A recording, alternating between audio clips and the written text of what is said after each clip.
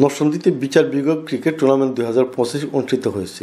বৃহস্পতিবার বিকেলে কালেক্টরের ঈদগাহ মাঠে ফাইনাল টি10 ক্রিকেট টুর্নামেন্ট খেলা অনুষ্ঠিত হয়।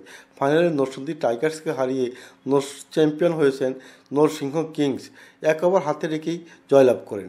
খেলা শেষে চ্যাম্পিয়ন ও রানার আপ দলের মধ্যে পুরস্কার বিতরণ করা হয়। পুরস্কার বিতরণ অনুষ্ঠানে প্রধান অতিথি হিসেবে উপস্থিত ছিলেন সিনিয়র জেলা ও দায়রা জজ শেখ হুমায়ুন কবির।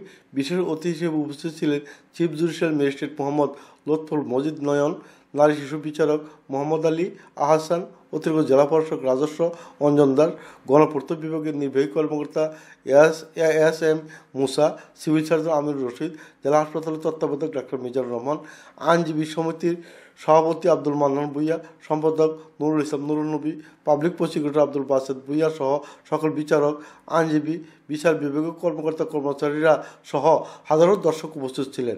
আমাদের 5 দিন ব্যাপী এটা আসলে হঠাৎ করে ঘটে যাওয়া একটা ঘটনা। যখন আমাদের অফিসাররা এবং আমাদের বিশেষ করে জুনিয়র পর্যায়ের কর্মকর্তারা, বিচারকরা যখন বললো তারা এরকম একটা প্রোগ্রাম করবে, আমি প্রথমে সম্মত হতে চাচ্ছিলাম না এই জন্য যে এটা অনেকগুলো দিন লাগবে, অনেক সময় লাগবে, তারপরে রোজার দিন আমরা খুব তাড়াতাড়ি চলে আসবে। এনারা আমাকে আশ্বস্ত করলেন যে রমজানের আগে শেষ ওয়ার্কিং ডেতে শেষ করবে এবং সেই মতে আজকে শেষ করা সম্ভব হচ্ছে। তাই সেই শেষের দিনে আজকে 2টা দল খেলে আমরা খেলাটা উপভোগ করব।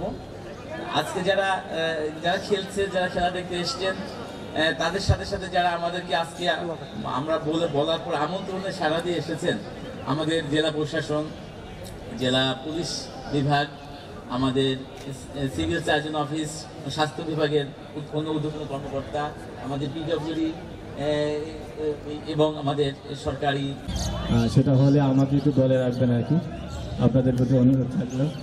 আর যারা যারা খেলছেন, আজকে অংশগ্রহণ করছেন, সকলের জন্য দোয়া রইল এবং শুভকামনা রইল।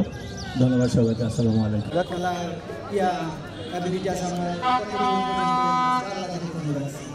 আজকে কোনো পরিবর্তন হবে না, সেম কম্বিনেশন। ধন্যবাদ। স্পেসিফিক আপনার প্ল্যান আজকে কোনো ছিল ব্যাটিং করা বা বোলিং, একটু যদি বলতেন।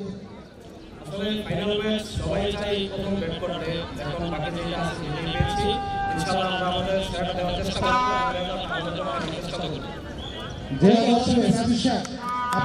মোহাম্মদ শফিকুল ইসলাম নিউজ সময়।